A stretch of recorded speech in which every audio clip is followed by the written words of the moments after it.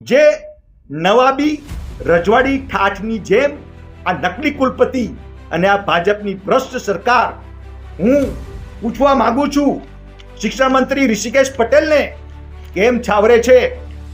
કેમ ये रिश्ता क्या कहलाता है પ્રોફેસર ડોક્ટર વિજયકુમાર શ્રીવાસ્તવ જોડે શાના માટે આ નકલી કુલપતિ ને તમે સજા નથી કરતા? કેમ જેલની પાછળ નથી ધકેલતા? કેમ આની પાસેથી આ લાખો રૂપિયાના જે પ્રજાના પૈસા એને વેડફા છે એની રિકવરી નથી કરતા? શાના માટે?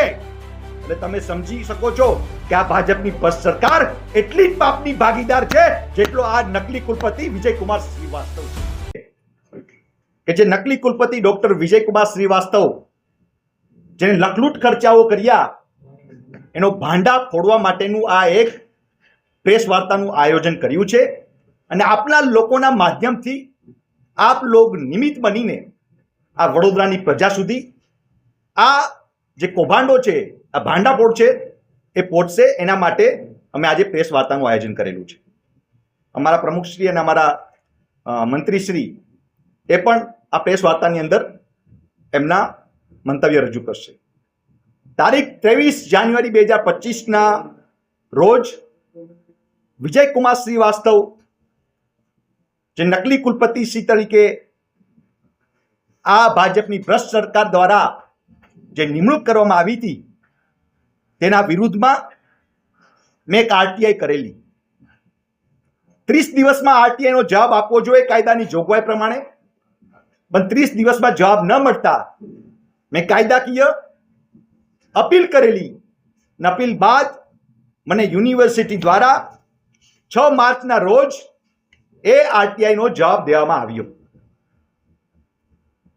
આ આરટીઆઈ નો જવાબ ની અંદર જે ખર્ચના આંકડાઓ જોતા મને એક ગુજરાતી પંક્તિ યાદ આવે છે કે કોના બાપની દિવાળી,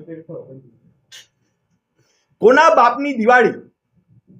કારણ કે દલ્લા તરવાડી માફક જે ડોક્ટર વિજયકુમાર શ્રીવાસ્તવે પોતાની લાયકાત છુપાવી અને સરકારશ્રીની મદદથી આજે આંતરરાષ્ટ્રીય ખ્યાતિ પ્રાપ્ત મહારાજા સિંહાજી યુનિવર્સિટીમાં આ કુલપતિએ વૈભવી વિલાસનો દાટ વાળી દીધો. આજે ગુજરાતની અંદર આપણે જોઈએ છે કે નકલી સરકારી કચેરીઓ, નકલી અધિકારીઓ, નકલી કોર્ટો, એનો જે સિલસિલો ચાલી રહ્યો છે એમાં એક વધારાનું છોગું ઉમેરાયું, એ છે નકલી કુલપતિ.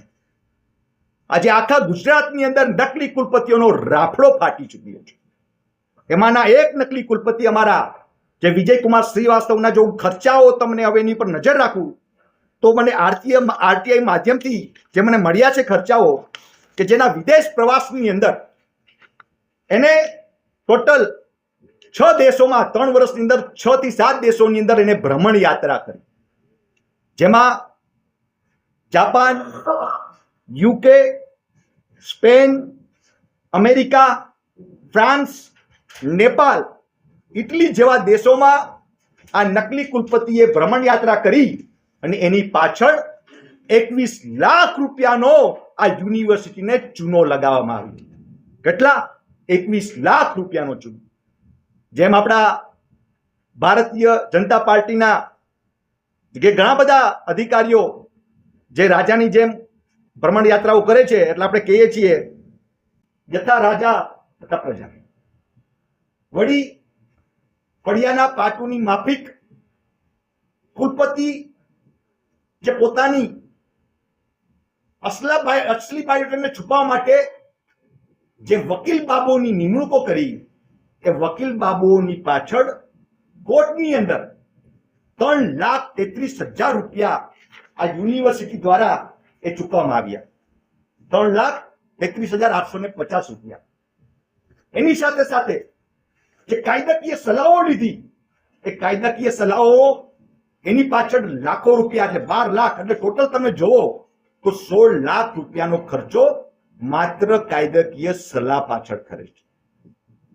શરમ આવે છે મને આ ભાજપની સરકાર ઉપર, શરમ આવે છે મને આ નકલી કુલપતિઓ ઉપર કે જ્યારે આ કાળઝાળ ગરમીની અંદર યુનિવર્સિટીની અંદર વિદ્યાર્થીઓ માટે પીવાના પાણી નથી હોતા, વોટર કુલર નથી હોતા, લાઇબ્રેરીની અંદર એસીઓ નથી ચાલતા, ક્લાસોની અંદર પંખાઓ નથી ચાલતા, ત્યારે આવા મોંઘાદાટ વિદેશી પ્રવાસો કરે છે આવા નકલી કુલપતિઓ, કાનૂની કાયદા સલાહ પાછળ એટલા લાખો રૂપિયા વાપરે છે.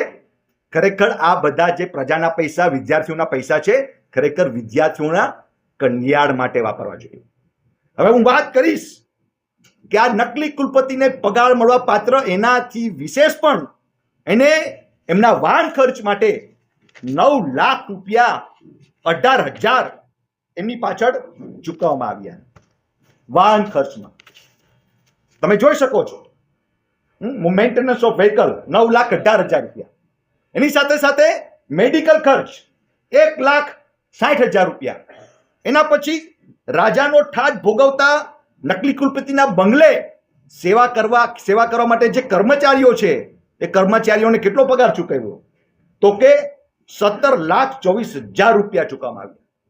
અને ભાઈ 24 કલાક એસીમાં બેહતા હોય એની જેમ MGVCL નું બિલ 3.5 લાખ રૂપિયા આવ્યું.